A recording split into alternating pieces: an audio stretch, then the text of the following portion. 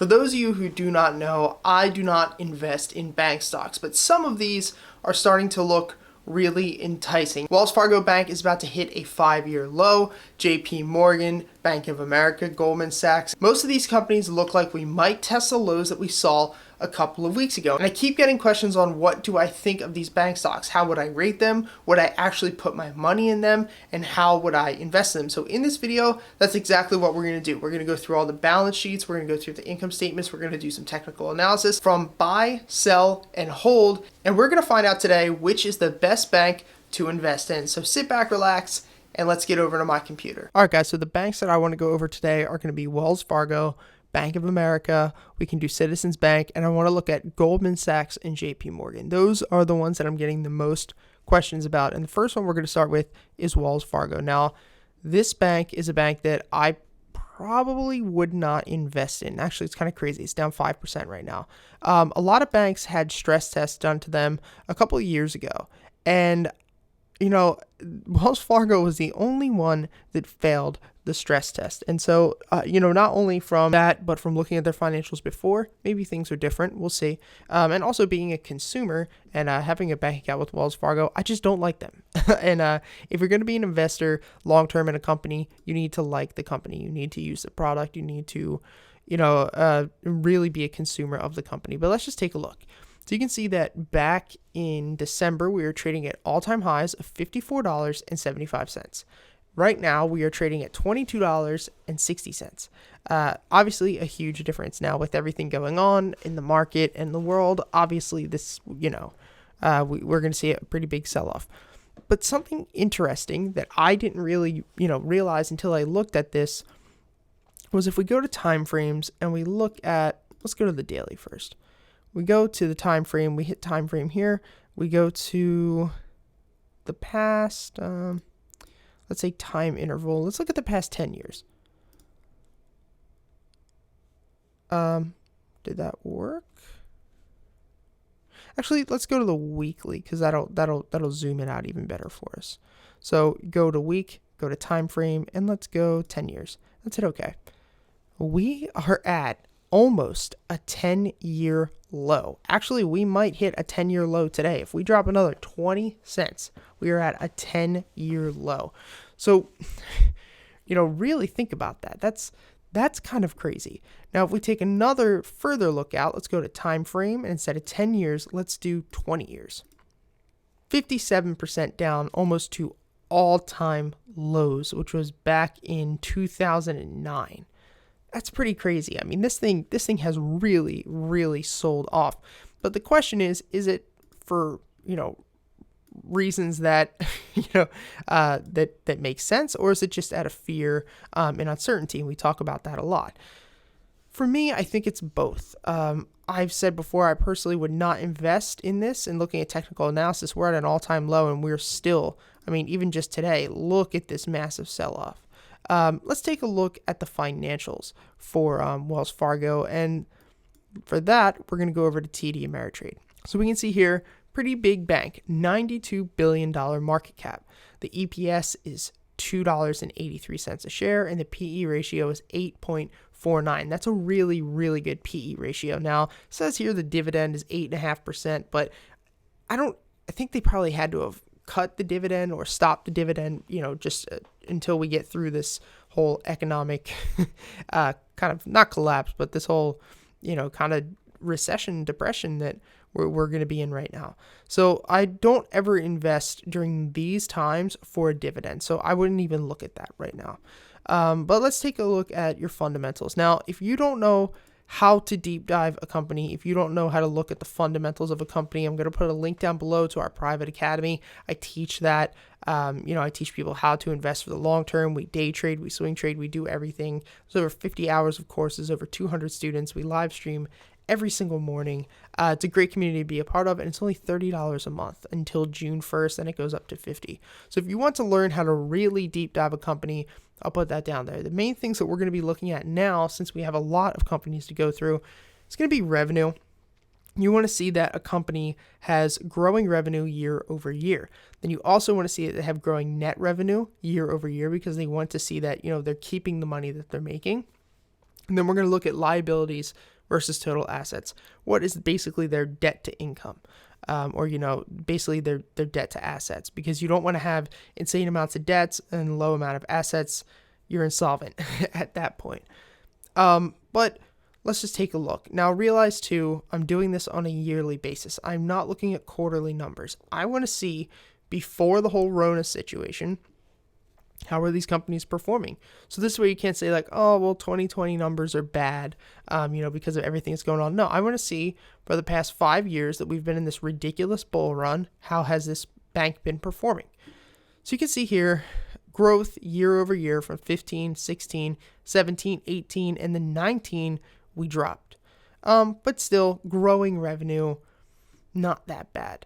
Let's take a look at net incomes. See, total net income. Well, this is kind of weird. Not only did we make, okay, they made less money in 19, they lost less money in 19. The net income has kind of stayed the same. Now, for a company to be growing, but kind of staying the same in net income, it's not necessarily the best. Now, let's take a look at the balance sheet. Total assets versus total liabilities. That is not good. A 1-to-1 ratio. So the best ratio you could have, and what Benjamin Graham talks about in kind of my my investing style long term, is you want to have at least a 2-to-1 ratio. A 3-to-1 ratio is best. So say they had $2 billion in liabilities, you would want to see $6 billion in assets. That's not the case here. So not the worst financials, honestly. I hadn't looked at them in a while. I thought it was going to be way worse than this. Not the worst. But I don't really like them as a consumer. The other thing is, for me personally, if I were to invest in a bank, I would want to invest in a bank that does investment banking, because that, to me, that brings a higher tier of a bank to me rather than just being like a common bank. Of course, Wells Fargo does investing. Of course, they have mortgages and loans and all that. But let's take a look at some other ones. So let's look at BAC, Bank of America, a huge holding of, Warren Buffett and Berkshire Hathaway. I don't think it still is. Technically, for those of you who are looking long-term, you probably don't care about this. But me as a trader, I always kind of take a look at the technicals depending upon how long and how far out I'm going on an investment. This is very bearish. It's called a bear flag pattern. We have this long pole of the flag, and then we have the flag coming out here. We broke a very, very strong support, and it looks like we're going to be heading back down to all-time lows in the next couple weeks. Not a bad price. And this is something else I want to talk about. And this is why I don't invest in banks primarily. I'm younger. I'm riskier. As far as long-term investment, think about it. It took a company. We're going to go back to Wells Fargo real quick. And let's kind of go back to when we were looking at that really long time frame here. Let's go back to the weekly. And we're going to take a look at just, let's do 10 years again. So it took 10 years to go, 8 years, to go from $23 up to $66. In the biggest bull run ever, the biggest bull decade ever, it took 8 to 10 years to go from $22.58 to $66. So it took 10 years to double your money. Now, for a lot of people who are, longer term investors, they like that. That's great. And they have a good dividend. For me, who's younger, I don't think that the potential returns overall on most banks are really worth it. And that's why I don't really invest in them. I would rather risk much, much more of my money, because I'm younger and I'm not retiring soon. So I have a lot higher of a risk tolerance. Let's go back to Bank of America. So technically not a good setup right now. So if I was looking to buy a bank, I'd probably wait it out. For me right now, the risk does not outweigh the rewards. But let's take a look at BAC. And let's just go back to the summary first. So almost double the size of Wells Fargo. Wells Fargo was, I think, $97 billion market cap, and Bank of America is $181 billion market cap. They have around the same EPS, and the PE ratios are about the same. Once again, we don't really care too much about the dividend. Not that I don't care about dividends, but like I said, in this situation, you should not be investing for dividends. Let's take a look at the income. So we have nice growth, 15, 16, 17, 18, 19, growth every single year. So in 2019, when Wells Fargo actually declined in growth, Bank of America went up in growth. That's a good sign. Net incomes going up 15, 16, 17, 18, kind of stagnant in 2019. Not too worrisome. Nothing that I look at and I'm like, oh, that's a red flag. I don't want to invest in that. Quickly looking at the balance sheet, much bigger assets, $2.4 billion, and total liabilities, $2.1 billion. So much better. Well, actually, from a ratio standpoint, it's about the same. So I've never, quickly going over this, guys, as well. I'm just quickly going through these. I'm not totally deep diving, with a fine-tooth comb, because that would take me hours to do on this type of video. But already, I like Bank of America better. Bigger company. They actually grew in 2019. The total assets to liability ratio is higher. I've never used Bank of America, so I don't know what they're like, but just off the bat, off the cusp, I would go with Bank of America first. Now, let's take a look at, let's say JPM. So JP Morgan, if you guys don't know, JP Morgan Chase is JP Morgan. So, not if you've heard of Chase the bank or you have a Chase credit card, for those of you who don't know, that is owned by JP Morgan. JP Morgan is actually making the same kind of pattern right here, where we have this bear flag pattern that formed, and now we look like we're going to go back down to lower lows. So the bank sector is just dying right now. The whole market right now is really, really taking a fade. The NASDAQ was actually almost up 1%. Now we're down 0.5%. So the whole market is starting to fade out right here. Now, JP Morgan, let's go look at their financials. Now, I don't know, but I would assume they're a way bigger company than both of them. So $257 billion company. They are much bigger they're actually bigger than Wells Fargo and Bank of America put together. But you gotta realize they're an investment bank company too. Not only do they have credit cards, they're one of the biggest credit card companies in the world. Not only are they an actual bank, there's Chase banks, much, much bigger company. PE ratio is a little higher. Let's take a look at the fundamentals. Income statement, nice growth year over year, slow growth, but nice growth. They actually grew this year. Let's take a look at the net income. And great growth. This is the best so far. Look, we can see, 15, 16, 17, slow growth, 18, nice growth, 19, nice growth. So already I would invest in JP Morgan. I'm a customer of them. I use their credit cards. I know they have an actual brokerage account now and a trading platform, which is great. They're expanding their business a lot more. I feel like they have a better, they've been sued a lot, but a lot of banks have been. But I feel like they have a better brand name. Total assets, huge amount of assets, but total liabilities are about the same, 1-to-1. I feel like most of these banks are going to be like that.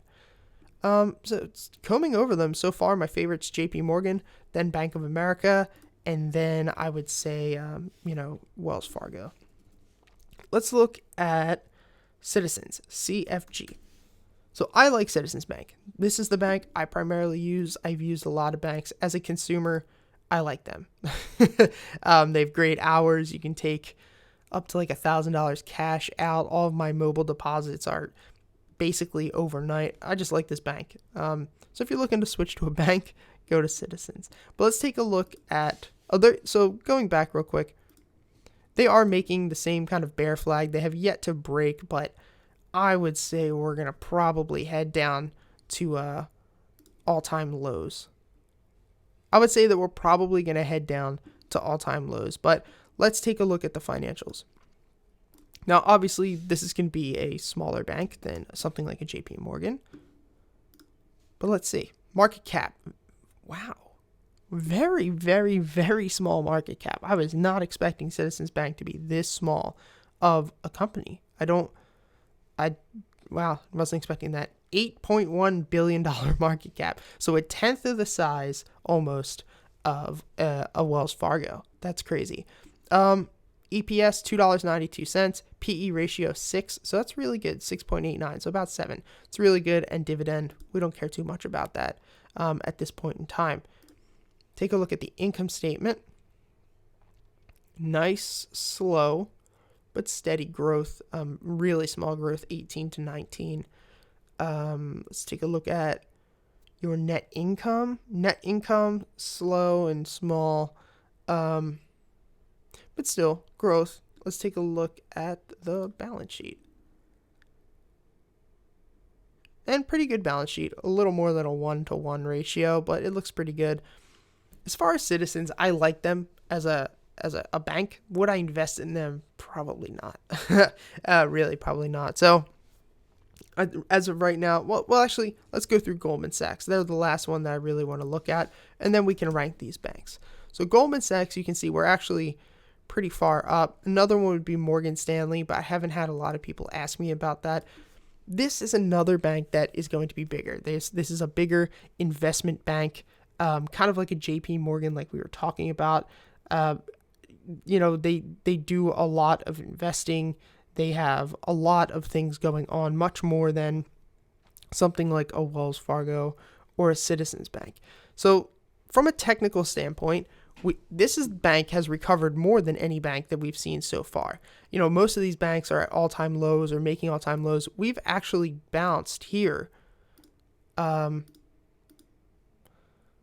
highs 48%. It's crazy. Now, technically, this is a terrible pattern. This is a really, really bad pattern. I actually might trade this. This is a head and shoulders pattern. This is very bearish. Normally, we would bounce up here, hit this neckline, and then take a fade down to all-time lows. That's actually looking really nice to the downside. But let's take a look at the financials. GS, Goldman Sachs. And let's go to the summary. $59 billion market cap. That's weird. It's actually smaller than Wells Fargo. I would not have expected that at all. Still, so $59 billion market cap, PE ratio of 9.6. And let's take a look at the fundamentals. Income statement. Total revenue growing year over year, and 18 to 19, that did grow, so that's good. Total net income, a bit of a fade, a bit of a drop off, 18 to 19. Let's look at this balance sheet now. A little more than a 1-to-1 ratio. So not bad. I mean, overall, I would rank the banks. JP Morgan, number one investment for me. Number two, surprisingly, would probably be, I'd say Goldman Sachs if I had to. Then I would say Bank of America. Then I would say Citizens. And then finally, Wells Fargo. So if I missed a bank or a bank that you want to look at, shoot me a comment down below. Let me know what you guys, think. Let me know if you're buying any banks. For me, I'm not. I just think that for the potential returns, it's not worth tying up that much capital. Now, if I was older, if I was about to retire, if I wasn't looking for huge portfolio growth, then I probably would. But for me, I will not be investing in the banks. So let me know what you guys think. Subscribe. It really helps the growth of this channel. I want to thank you guys for watching. Until next time.